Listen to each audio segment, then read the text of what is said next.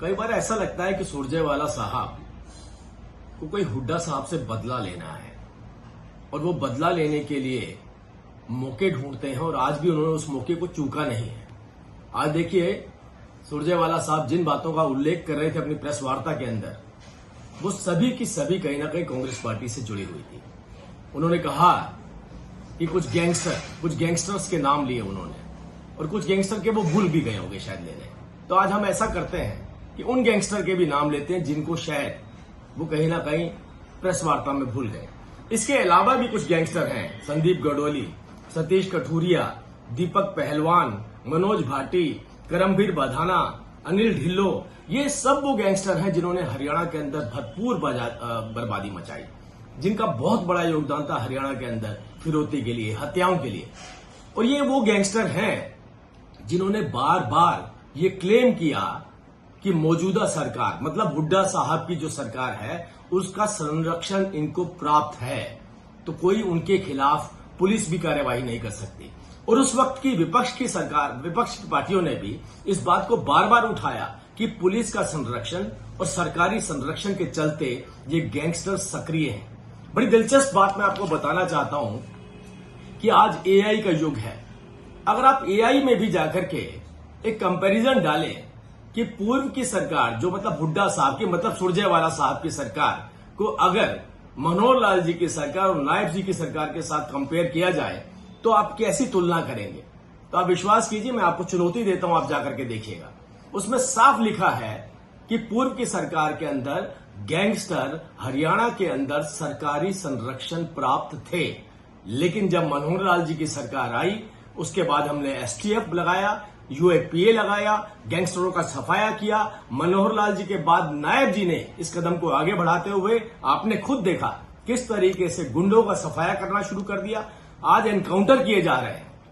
तो इस बात से एक बात तो साफ हो जाती है कि सुरजेवाला साहब उस सरकार पर उंगली नहीं उठा रहे हैं, नायब सरकार पर उंगली नहीं उठा रहे हैं जिस सरकार ने अपनी शपथ से पहले नौकरी देने का वायदा पूरा किया। ये उस सरकार पर उंगली नहीं उठा रहे हैं जिस सरकार ने सभी फसलों के ऊपर एमएसपी देने का काम करके दिखाया। ये उस सरकार पर उंगली नहीं उठा रहे हैं जिस सरकार के अंदर विद्यार्थी सोचते हैं कि अब मेरा भविष्य और उज्जवल होने वाला है।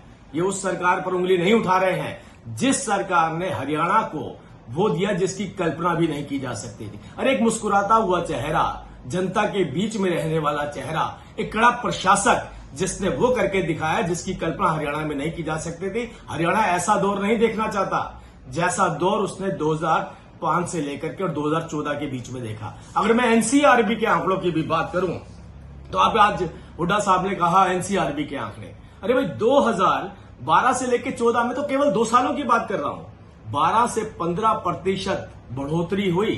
किसके अंदर? हत्याओं के अंदर, लूट के अंदर। लेकिन जिनके साथ लूट की जाती थी, हत्या की जाती थी, उनके तो केस भी दर्ज नहीं होते थे। हाँ, हमने कहा कि कमजोर से कमजोर आदमी भी आकर के थाने में अपनी रिपोर्ट दर्ज करवा सकता है। हम किसी भी गैंगस्टर को बख्शेंगे नहीं। जिस तरीके से इनकी सरकार के अंदर संरक्षण दिया जाता था फिरौती के लिए, संरक्षण दिया जाता था हत्याओं के लिए, और संरक्षण दिया जाता था अपने राजनीतिक सर्वाइवल के लिए, आज वो दौर जा चुका है। सुरजेवाला साहब, आपकी दुश्मनी हुड्डा साहब के साथ है। आप प्रेस वार्ता की जगह सीधा सीधा एक प्रेस नोट जारी करिए और बताइए कि किस तरीके से हरियाणा के हालात थे और कैसे हालात आज बन चुके हैं। आपकी आपसी रंजिश के चलते आप हमारी सरकार को मत उजागर कीजिए। हमारी सरकार का नाम लेना है तो हमारी पॉजिटिविटी के साथ लीजिए, हमारी विशेषताओं के साथ लीजिए। उन बच्चों से जाकर के पूछिए जिन्हें नौकरी मिली है, उन महिलाओं से जाकर के पूछिए जिनके घर पर उनके अधिकार पहुंच रहे हैं, उस व्यापारी से जाकर के पूछिए जिसे पता है कि सरकार के पास जाऊंगा, अगर मुझे कोई किसी तरीके की धमकी मिलती है तो अगले दिन उस व्यक्ति का एनकाउंटर किया जाएगा। वो लोग आपको बेहतर जवाब दे पाएंगे। आपकी आपसी लड़ाई आप आपस में निपटिए। भारतीय जनता पार्टी की ईमानदार, पारदर्शी और मुस्कुराते हुए चेहरे वाली सरकार के ऊपर उंगली उठाना बंद करिए।